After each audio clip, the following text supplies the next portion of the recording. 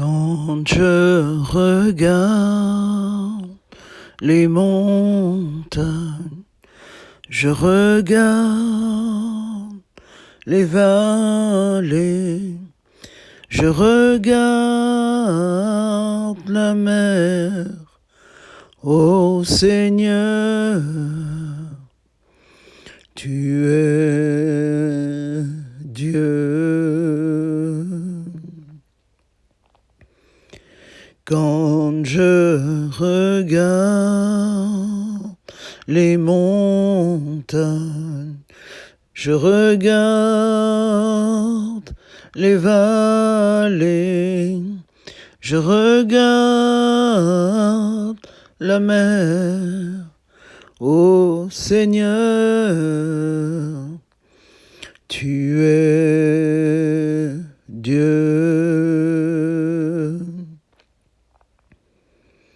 Tu es Dieu, tu es Dieu, tu es Dieu.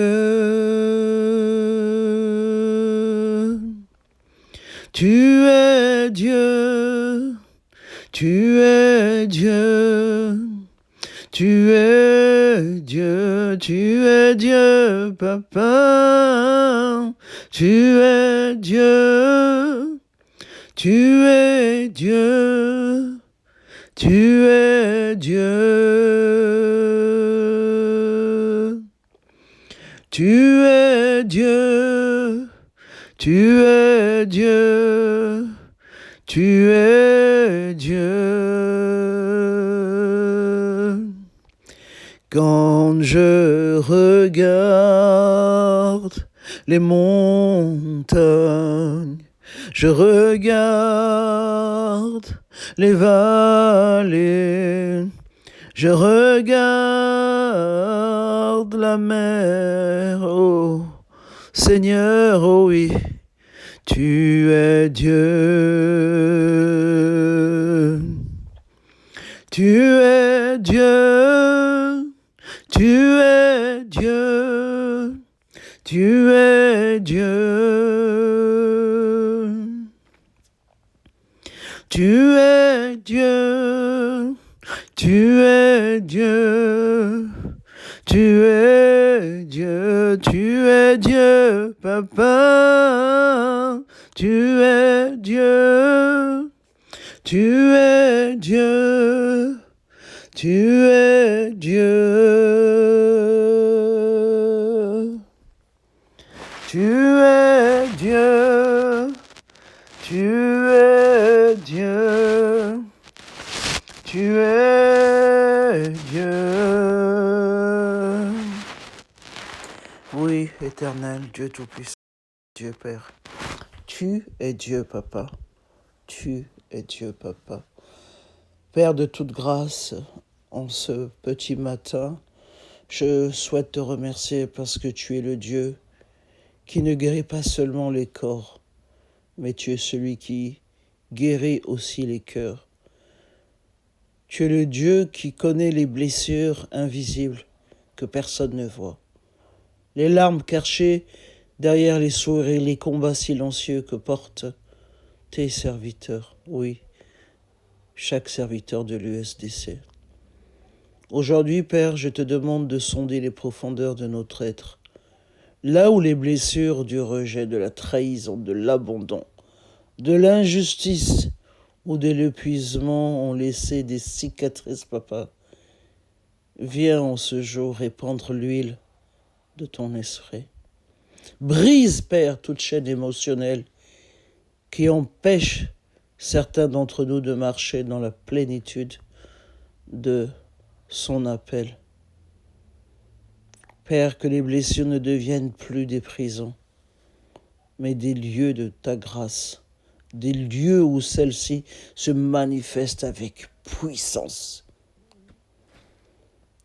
Papa, je déclare que cette journée sera un temps de guérison au travers de cet enseignement, un temps de restauration et un temps de renouvellement, Papa. Que des hommes et des femmes se relèvent aujourd'hui avec une espérance nouvelle et une force renouvelée. Je t'ai ainsi prié, Père, au nom puissant de Jésus-Christ. Amen. Amen, amen, mes bien-aimés. Shalom, shalom, shalom, shalom. J'espère que vous vous portez tous bien, que tout va bien dans vos familles respectives, dans votre ministère, votre assemblée, le travail, votre environnement et partout où vous vous trouvez. Soyez tous bénis au nom puissant de Jésus-Christ. Nous revoici pour ce 3e jour d'enseignement, toujours sur ce grand thème qui s'intitule la santé mentale, le repos et l'équilibre intérieur. Aujourd'hui, ensemble, nous allons aborder ce sous-thème que j'ai intitulé ainsi les blessures intérieures, le stress et la résilience spirituelle. Afin de demeurer debout, il faut que nous puissions demeurer debout dans les tempêtes de la vie. Aujourd'hui, nous allons essayer de voir ensemble tous ces paramètres. Amen, amen, nous sommes toujours dans notre module 4 de notre formation à l'USDC, Union des serviteurs de Dieu centrafricains. Ce module qui est consacré à l'équilibre personnel, émotionnel et familial du serviteur de Dieu que nous sommes chacun d'entre nous ici sur cette plateforme de l'USDC, Union des serviteurs de Dieu centrafricains. Alors l'objectif de notre enseignement de ce jour est d'emmener les serviteurs de Dieu à comprendre que les blessures émotionnelles et les épreuves du ministère ne sont pas des signes d'échec, non, mais ce sont des réalités de la condition humaine.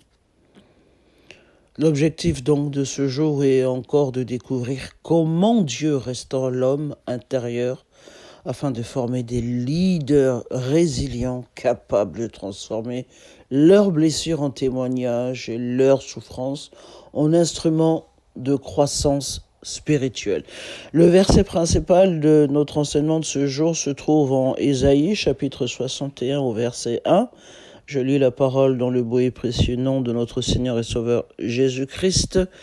L'Esprit du Seigneur, l'Éternel, est sur moi. Il m'a envoyé pour guérir ceux qui ont le cœur brisé, pour proclamer aux captifs la liberté et aux prisonniers la délivrance. Nous avons aussi plusieurs autres versets que nous allons aborder pendant cette matinée. Nous le voyons dans Psaume 34, verset 19, de Corinthiens 4, des versets 7 à 10, Romains 5, des versets 3 à 5, Jacques 1, chapitre 2 à 4, Jean 16, au verset 33, Jacques chapitre 1, verset 2 à 4, oui, Jean 16 au verset 33, Philippiens 4, des versets 6 à 9, Ésaïe 40, versets 29 à 31, de Corinthiens, chapitre 12, les versets 7 à 10, et Hébreux, chapitre 12, versets 1 à 3. Amen, amen, mes bien-aimés. Hier, qu'est-ce que nous avons vu ? Hier, nous avons étudié, un petit rappel, pour toujours rester dans le même contexte. Hier, nous avons étudié que le repos est une institution divine et non une faiblesse humaine. On l'a vu de la création dans Genèse, que Dieu a établi un rythme alternant le travail et le repos, pour montrer ainsi que l'équilibre fait partie de son dessein parfait. Voilà. Le repos, c'est institué. C'est institué. Nous avons aussi compris hier que le repos est un acte de foi, parce que s'arrêter, c'est reconnaître que Dieu demeure souverain et que son œuvre ne dépend pas uniquement de nos efforts. Oui, si on peut prendre notre temps, on reconnaît la supériorité de Dieu sur nous. Voilà, tout ne vient pas de nous. Voilà, c'est Dieu seul qui gère tout, qui nous gère, qui gère toutes choses. Nous avons observé hier l'exemple de Jésus qui, malgré les immenses besoins des foules, savait se retirer pour prier, retrouver son Père et inviter ses disciples à faire la même chose que lui. Hier, nous avons aussi pu voir, enfin, nous avons analysé plutôt les mécanismes du burn-out ministériel. Et ainsi, nous avons découvert que le manque de repos conduit progressivement à l'épuisement physique, émotionnel, relationnel et spirituel. Aujourd'hui, ensemble, nous allons franchir une autre étape, une étape supplémentaire. Même un serviteur qui est reposé peut porter des blessures profondes. Donc la question n'est pas seulement comment se reposer, mais elle demeure celle-ci, comment guérir intérieurement pour continuer à servir avec un cœur libre. Amen, amen, mes bien-aimés, amen. Alors, l'un des plus grands paradoxes du ministère est celui-ci. Amen. Un homme peut être puissamment utilisé par Dieu tout en étant profondément blessé intérieurement. Il est possible de prêcher avec puissance tout en portant des blessures qui ne sont pas guéries.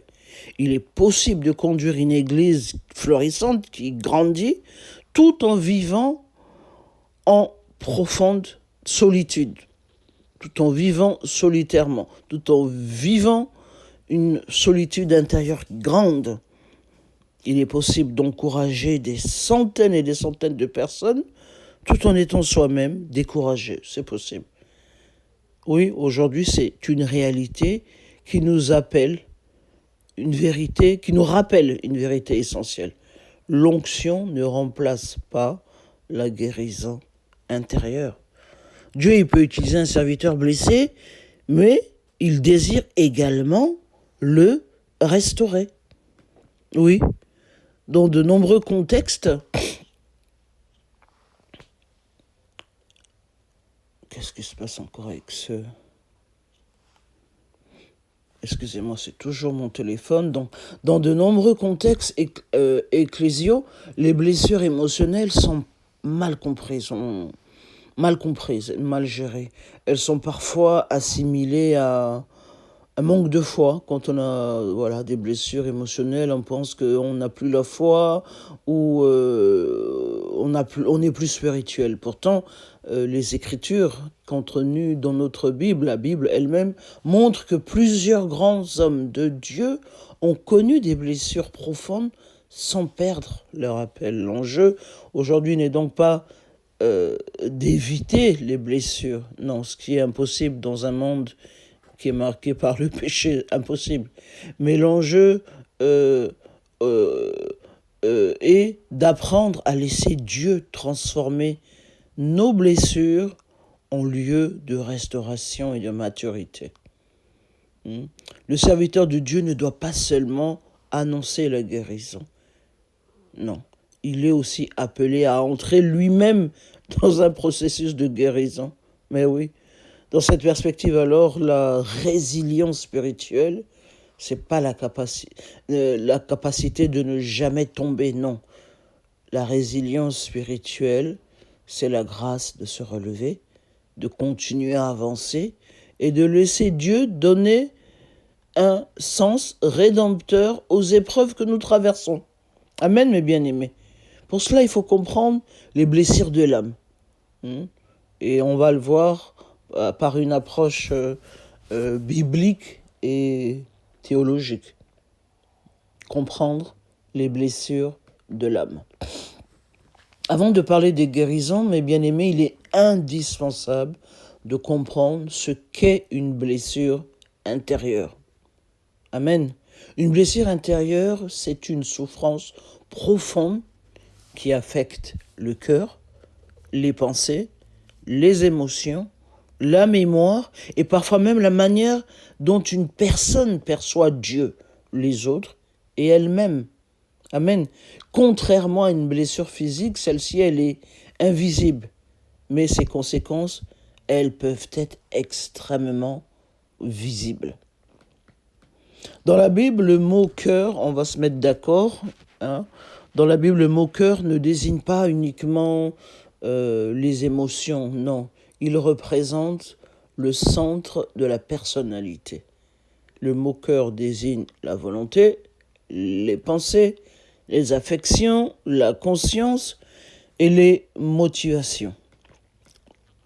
Alors, c'est pourquoi on voit dans Proverbe 4 au verset 23, qu'on voit cette affirmation. Garde ton cœur plus que toute autre chose, car de lui viennent les sources de la vie. Amen.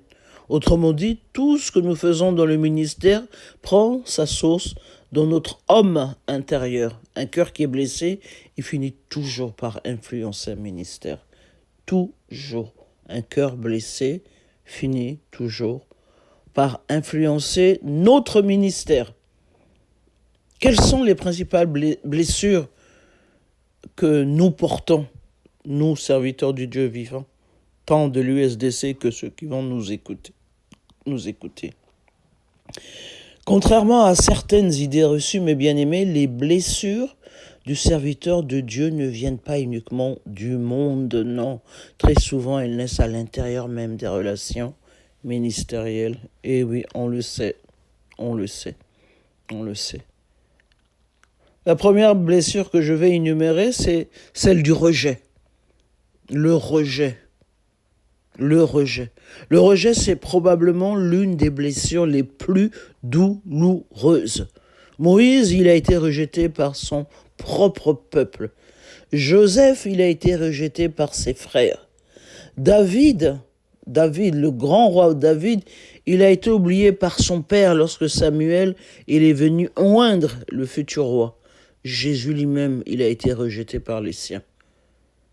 Ce rejet-là produit souvent un besoin excessif de reconnaissance. Parce qu'on a été rejeté, on a un besoin excessif de reconnaissance. Parce qu'on a été rejeté, on a une peur permanente de déplaire. Parce qu'on a été rejeté, on a une dépendance au regard des autres. Parce qu'on a été rejeté, on a une difficulté à faire confiance.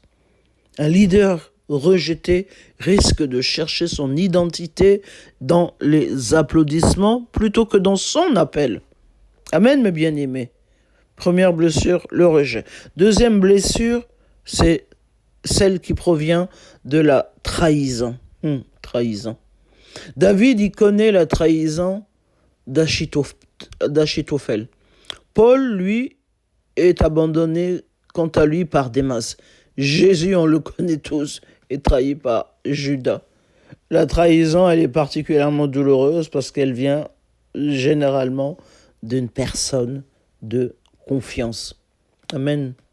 Amen, amen.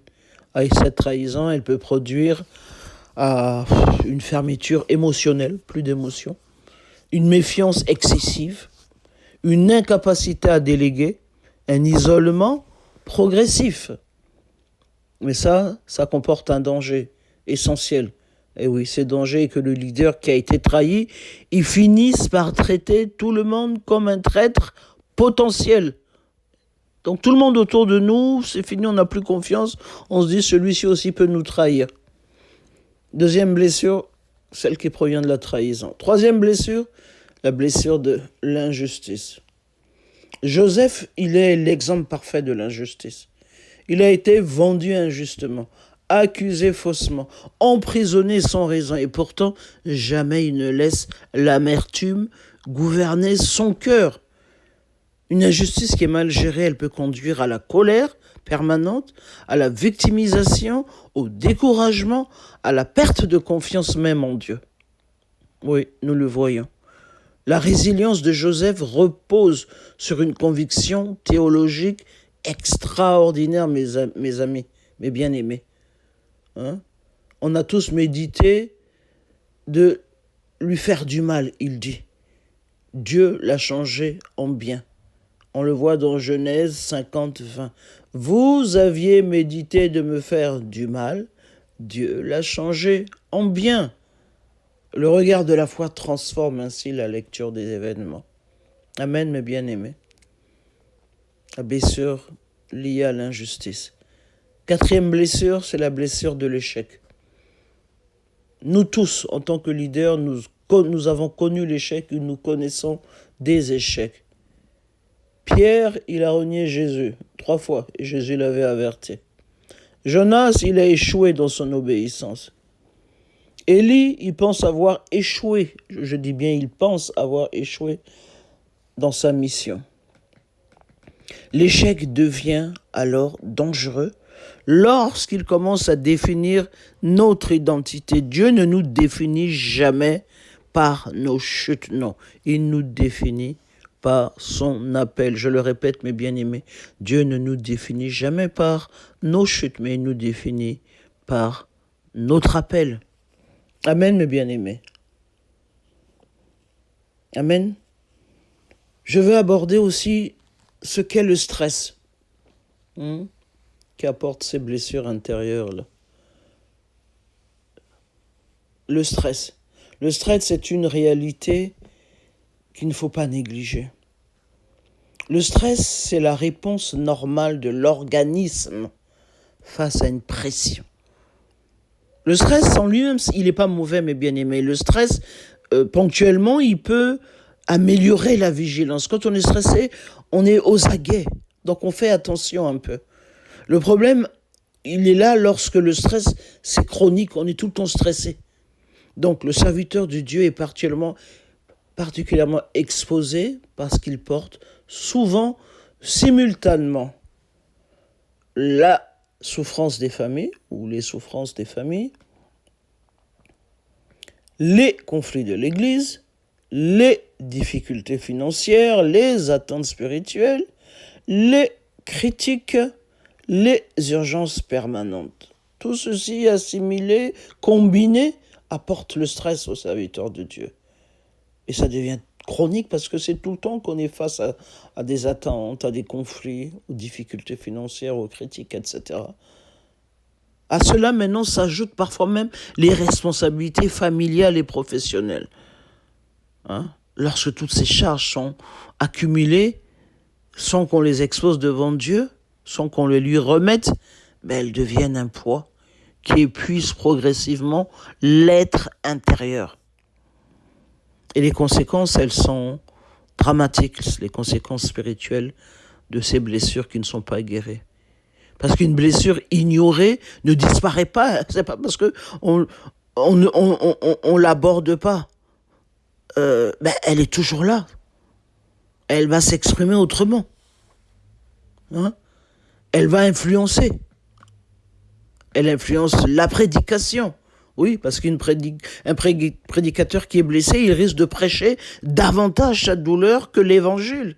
Ces messages deviennent orientés, parfois accusateurs, plus accusateurs que restaurateurs.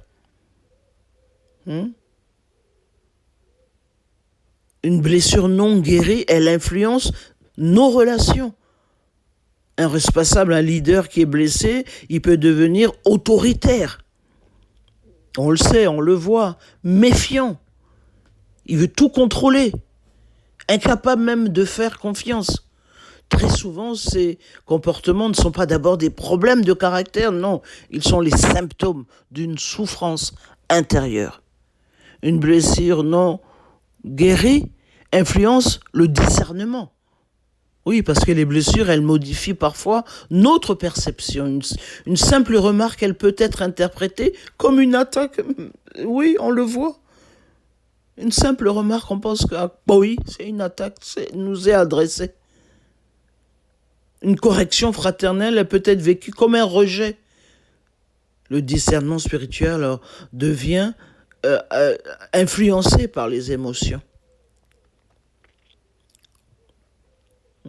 Une blessure intérieure influence notre vision. Un leader intérieurement découragé, il finit souvent par réduire sa vision. La fatigue émotionnelle limite la capacité de croire aux promesses de Dieu. C'est pourquoi Dieu y restaure toujours l'homme avant d'élargir de nouveau sa mission. Amen, mes bien-aimés. Et face à ces blessures intérieures, intervient la résilience spirituelle, qui est la capacité de se relever avec Dieu. Et c'est ce qu'il faut. C'est ce qu'il nous faut. L'un des concepts les plus importants en psychologie contemporaine ou moderne est celui de la résilience. On a souvent entendu ce mot résilience par-ci, résilience par-là. Eh bien oui, il y a aussi la résilience spirituelle. Ce terme désigne la capacité d'une personne à traverser une épreuve, à s'adapter et à retrouver un équilibre. Cependant, la résilience biblique, elle va encore plus loin. Elle ne consiste pas seulement à survivre à l'épreuve, mais à en sortir transformé par la grâce de Dieu. Amen. Amen. La résilience chrétienne, elle n'est pas fondée sur la force du caractère, mais sur la fidélité de Dieu. Le croyant ne dit pas « je suis fort », non, il dit « je puis tout par celui qui me fortifie ». On voit dans Philippiens 4 au verset 13. La résilience, mes bien-aimés, est donc une œuvre de la grâce. Dieu ne promet pas une vie sans tempête, non, mais il promet sa présence au milieu de nos tempêtes. C'est pourquoi Jésus déclare « Vous aurez des tribulations dans le monde, mais prenez courage, j'ai vaincu le monde ». On le voit dans Jean 16 au verset 33. La victoire chrétienne n'est pas l'absence de combat, non. Elle est la présence permanente de Christ dans tous nos combats. Amen, mes bien-aimés. Les grandes figures bibliques de la résilience sont celles-ci. Joseph, on en a parlé. Il transforme ses blessures en destinée. Joseph est probablement l'un des plus beaux modèles de résilience de toute la Bible. Il connaît le rejet familial, il connaît la jalousie, il connaît l'esclavage, il connaît l'injustice, il connaît la prison, il connaît l'oubli. Pourtant, aucune de ces souffrances n'a détruit sa foi. Pourquoi ? Parce que Joseph, il refuse de laisser ses blessures définir qui il est, définir son identité. Amen, mes bien-aimés. Son identité ne vient pas de ce que ses frères pensent de lui. Non. Non, non, non. Son identité à Joseph ne vient pas de ce que ses frères pensent de lui. Ton identité, mon bien-aimé, ne vient pas de ce que tes frères pensent de toi. Ton identité, ma bien-aimée, ne vient pas de ce que tes sœurs pensent de toi. Non, elle vient de ce que Dieu a déclaré à ton sujet. La résilience, elle commence lorsque nous cessons de définir notre vie par nos blessures. Job, il a continué à faire confiance lorsque tout s'est effondré. Job, il perd ses biens. Job perd ses enfants. Job perd sa santé. Job perd sa réputation. Même sa femme lui conseille d'abandonner Dieu. Et pourtant, Job, il a affirmé « Je sais que mon Rédempteur est vivant ». C'est cela la résilience, mes bien-aimés. C'est cela la résilience dont je parle. C'est cette résilience que nous devons aborder face à nos blessures intérieures. Amen, mes bien-aimés. Continuez à croire lorsque les circonstances semblent contredire les promesses de Dieu. Jérémie, le prophète incompris. Jérémie est insulté, Jérémie est emprisonné, Jérémie est moqué, Jérémie est rejeté. Ses propres compatriotes veulent sa mort. Pourtant, Dieu lui dit ceci. Ils te feront la guerre, mais ils ne te vaincront pas. Ils te feront la guerre, mais ils ne te vaincront pas. Mes bien-aimés, ils nous feront la guerre, mais ils ne nous vaincront pas. La résilience n'est pas l'absence d'opposition, non, mes bien-aimés. C'est cette certitude que Dieu demeure fidèle. Dieu demeure fidèle. Dieu demeure fidèle. Paul, il a transformé la souffrance en mission. Dans 2 Corinthiens 11, Paul y dresse une liste impressionnante de souffrances. Les coups, la prison, les naufrages, les persécutions, la faim, les dangers permanents. Pourtant, il écrit « Lorsque je suis faible, c'est alors que je suis fort. » Lorsque je suis faible, c'est alors que je suis fort. Lorsque je suis faible, c'est alors que je suis fort. Le monde y voit la faiblesse, mais Dieu, il voit un terrain où sa puissance peut se manifester. Jésus-Christ, il est toujours le modèle suprême. Les plus grandes démonstrations, la plus grande démonstration de résilience, c'est Jésus-Christ. La plus grande démonstration de résilience, c'est Jésus-Christ. Il a été trahi. Il a été abandonné, il a été humilié, il a été flagellé, il a été crucifié. Et pourtant, mes bien-aimés, nous le savons, il prie, Père, pardonne-leur. Mama Timbe. La résilience chrétienne atteint son sommet lorsque la souffrance ne détruit ni l'amour, ni le pardon. Ni l'amour, ni le pardon. Amen, mes bien-aimés. Et dans tout cela, c'est le Saint-Esprit qui agit. C'est le Saint-Esprit qui opère. Quel est son rôle dans cette guérison intérieure? Il est essentiel, mes bien-aimés, de comprendre que la guérison intérieure n'est pas seulement un processus psychologique. Non, elle est d'abord une œuvre du Saint-Esprit. Amen. Elle est une œuvre du Saint-Esprit. Dans Jean 14,16, nous voyons que Jésus présente le Saint-Esprit comme le consolateur. Parakletos, c'est-à-dire celui qui se tient auprès de nous pour soutenir, encourager, fortifier et défendre. Oui, nous voyons que le Saint-Esprit, il agit de plusieurs manières. La première, il révèle les blessures cachées. Certaines souffrances sont enfouies depuis des années. Le Saint-Esprit les met en lumière, non pour condamner, mais pour guérir. Le Saint-Esprit renouvelle l'intelligence. On le voit dans Romains 12,2. Il enseigne que notre pensée doit être transformée. De nombreuses blessures sont entretenues par des mensonges. Je ne vaux rien, Dieu m'a abandonné, je ne serai jamais heureux. Le Saint-Esprit, il va alors remplacer ces mensonges du diable par la vérité de Dieu. Amen, mes bien-aimés. Le Saint-Esprit produit le fruit de l'Esprit. Lorsque le Saint-Esprit, il gouverne notre cœur, il développe alors en nous l'amour, la joie, la paix, la patience, la bonté, la fidélité, la douceur, la maîtrise de soi. Ces qualités, elles deviennent des remparts contre les réactions destructives des blessures qui ne sont pas guéries, des blessures intérieures non guéries.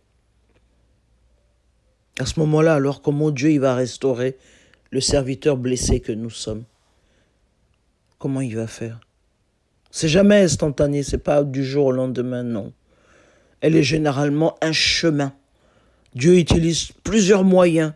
Il va utiliser sa parole qui va renouveler notre pensée, la prière qui va décharger notre cœur, le Saint-Esprit qui va venir nous consoler, avec la communion fraternelle qui va nous soutenir, le pardon qui va nous libérer, le temps qui va permettre aux cicatrices de se refermer. Parfois, il y aura un accompagnement pastoral aux professionnels, de professionnels compétents.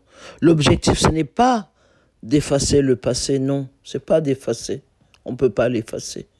L'objectif est de transformer le passé en témoignage. Dieu, il ne supprime pas toujours les cicatrices. Non. Mais il s'en sert pour notre témoignage. Il leur donne un sens. La cicatrice, alors, à ce moment-là, elle devient des preuves, une preuve de la fidélité de Dieu. Nos cicatrices deviennent des preuves de la fidélité de notre grand Dieu. Amen. Amen, mes bien-aimés. Amen, amen. Amen, mes bien-aimés. Je ne vais pas être trop longue pour finir. Je pense que nous avons tous compris la nature des blessures intérieures et le processus biblique de la résilience. Alors, une question essentielle est là face à nous. Comment vivre concrètement cette restauration dans notre ministère? Parce que la connaissance seule ne transforme pas un serviteur de Dieu. Il faut maintenant appliquer la vérité de Dieu. C'est celle-là qui va produire la liberté. Jésus l'a déclaré, vous connaîtrez la vérité va vous affranchir. On le voit dans Jean 8, 32. Le verbe connaître ne signifie pas seulement comprendre intellectuellement, mais il signifie expérimenter personnellement. C'est ainsi que le serviteur de Dieu que nous sommes peut conduire les autres vers une liberté qu'il refuse lui-même de rechercher. Alors qu'est-ce qu'il faut? Il faut reconnaître honnêtement nos blessures, mes bien-aimés. Il faut que nous puissions reconnaître honnêtement nos blessures. C'est la première étape de toute guérison et c'est la vérité. De nombreux responsables vivent dans les dénis, refusent cela, c'est un déni.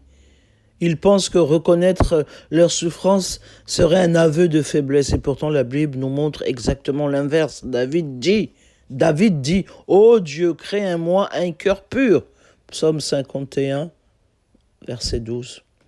Il reconnaît sa condition avant de recevoir la restauration. L'humilité de David lui a toujours ouvert la porte de la grâce, alors que l'humilité puisse ouvrir en nous la porte de la grâce. Donc soyons humbles.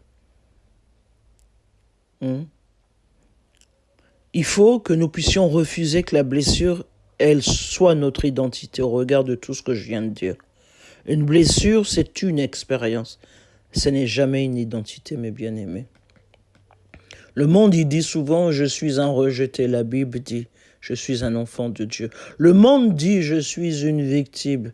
Notre Bible dit, Dieu nous dit, tu es plus que vainqueur par celui qui t'a aimé. On le voit dans Romains 8, 37.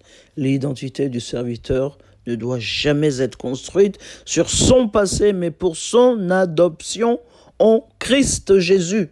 Amen, mes bien-aimés. Il va falloir que nous puissions apprendre le pardon. Parce que le pardon ne signifie pas que l'offense était juste. Non, le pardon signifie que nous refusons de laisser cette offense gouverner notre avenir. L'amertume est un poison que l'on boit soi-même en espérant que l'autre en meure. Non, le pardon libère avant tout celui qui pardonne. Jésus nous enseigne que le pardon est un acte de liberté intérieure, mes bien-aimés. Amen. Il va falloir que nous puissions développer une vie spirituelle authentique. Oui, parce que le ministère, il ne peut jamais remplacer la communion avec Dieu.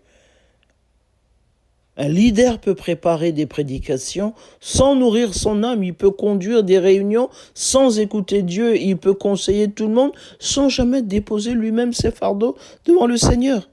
La santé mentale commence souvent par une vie de prière sincère. Amen, mes bien-aimés. Il va falloir que nous puissions accepter d'être accompagnés. Moïse, il avait Aaron. Paul, il avait Barnabé et après Timothée. Jésus, lui, il avait les 12 apôtres. Mais bien aimé, l'isolement est l'un des plus grands dangers du leadership. Les responsables ont parfois peur de montrer leur fragilité. Pourtant, la maturité, elle ne consiste pas à porter tout seul, non. Elle consiste à savoir demander de l'aide lorsque cela devient nécessaire. Marchons 2 par 2, marchons 2 par 2, marchons 2 par 2, mes bien-aimés. Marchons 2 par 2. Regardons autour de nous. Il y a bien une personne avec qui on peut marcher, il y a bien une personne avec qui on s'entend, il y a bien une personne sur laquelle on peut se reposer, s'appuyer un peu. Marchons 2 par 2. Le pasteur Samuel, il dirige une communauté depuis 15 ans. Un exemple, il est très apprécié pour ses prédications. Cependant, il est devenu de plus en plus méfiant envers ses collaborateurs. Un exemple, on en connaît tous. Là, je parle du pasteur Samuel, ça peut être Paul, Jacques, Pierre, Lydie, Grace, etc. Après plusieurs trahisons dans le passé, le pasteur Samuel maintenant refuse de déléguer. Il contrôle toutes les décisions. Il relit chaque document. Il supervise chaque activité, la chorale, l'enseignement, la jeunesse, les femmes, les hommes, les diacres, les anciens. Il supervise chaque activité et pense que personne n'est digne de confiance. Amen. Son entourage le trouve autoritaire. Django. Ses anciens collaborateurs quittent progressivement l'église. On en a marre de lui. Son épouse lui fait remarquer qu'il est devenu irritable, distant et constamment sous tension. Lui-même, pasteur Samuel reconnaît qu'il prie moins qu'avant et qu'il ressent une fatigue intérieure permanente, constante. Question, mes bien-aimés, question à chacun d'entre nous. Quelle est la véritable racine du problème? Est-ce qu'il s'agit d'un problème d'organisation ou d'une blessure de trahison qui n'a jamais été guérie? Quel mécanisme de défense s'observe chez ce pasteur? Hypercontrôle, méfiance, perfectionnisme, isolement, incapacité à faire confiance. Quel risque cette situation fait-elle courir à son ministère? Épuisement personnel, blocage de la relève, climat de peur, perte de créativité, affaiblissement de sa mission, de la mission. Quel chemin biblique de restauration on peut lui proposer à Pasteur Samuel? Reconnaître la blessure, pardonner, retrouver une vie d'intimité avec Dieu, reconstruire progressivement la confiance, accepter un accompagnement pastoral, réapprendre à déléguer. C'est pour ça que nous devons être forts à l'USDC, mes bien-aimés. C'est pour ça que nous devons être forts à l'USDC. Ce que nous sommes en train de construire, c'est un rempart face à de nombreux dangers qui guettent l'homme de Dieu, la femme de Dieu que nous sommes, le serviteur, la servante que nous sommes. Il y a tellement à faire au travers de l'USDC, l'Union des serviteurs de Dieu centrafricains, mes bien-aimés. Il y a tellement à faire. Considérons cette œuvre que nous sommes en train de créer chacun d'entre nous, tant individuellement que collectivement. Amen, mes bien-aimés. Pour conclure et finir définitivement ce 3e jour, je dirais que les blessures, elles ne sont pas une fatalité, non. Entre les mains de Dieu, rien n'est fatalité. Elles deviennent souvent le lieu où la grâce de Dieu se manifeste le plus puissamment. Les hommes que Dieu utilise le plus profondément ne sont pas toujours ceux qui n'ont jamais souffert, non. Ce sont souvent ceux qui ont laissé Dieu transformer leur souffrance en sagesse. Le ministère n'efface pas les blessures. La grâce les transforme. Le serviteur mature n'est pas celui qui n'a jamais été blessé, non. C'est celui qui refuse, mes bien-aimés. C'est celui qui refuse que ses blessures gouvernent son appel. Comme Paul l'a écrit, nous sommes pressés de toute manière, mais non réduits à l'extrémité. Dans la détresse, mais non dans le désespoir. Persécutés, mais non abandonnés. Abattus, mais non perdus. Nous le voyons dans 2 Corinthiens 4, versets 8 et 9. Mais bien aimés, c'est cela la véritable résilience chrétienne. C'est cela la véritable résilience chrétienne. Alors, en cette semaine, prenez un peu de temps de silence devant Dieu et posez-vous ces questions. Est-ce qu'il existe une blessure que je cache derrière mon activité ministérielle? Est-ce que j'ai pardonné à ceux qui m'ont fait souffrir? Est-ce que mon ministère est dirigé par l'amour ou par la peur d'être de nouveau blessé? Est-ce que j'ai une personne de confiance avec qui je peux parler librement? Quels sont les domaines de mon cœur où j'ai encore besoin de les remettre au Seigneur, de les soumettre au Seigneur? Mais bien aimé, demandez ensuite au Saint-Esprit de commencer ou de poursuivre son œuvre de restauration. Amen. Amen, mes bien-aimés. Amen, amen. Père éternel, nous venons, Père éternel, l'USDC, serviteur de Dieu, servante de Dieu, de cette plateforme, devant ton trône avec un cœur ouvert, Papa. Tu connais les blessures que nous avons cachées derrière nos responsabilités, nos titres et nos fonctions, rien n'est caché. Pourtant, devant de toi, rien n'est caché à ton regard. Au nom de Jésus-Christ, Père, nous renonçons aujourd'hui à toute amertume, à toute rancœur, à toute peur, à toute honte et à toute douleur qui freine notre marche avec toi. Saint-Esprit, souffle sur les cœurs fatigués. Là où il y a eu un rejet, fais naître la certitude de ton amour. Là où il y a eu une trahison, restaure la confiance. Là où il y a eu une injustice, fais triompher ta justice. Là où il y a eu le découragement, fais renaître l'espérance. Père, nous déclarons que nos blessures ne seront plus des tombeaux, mais des témoignages de ta fidélité.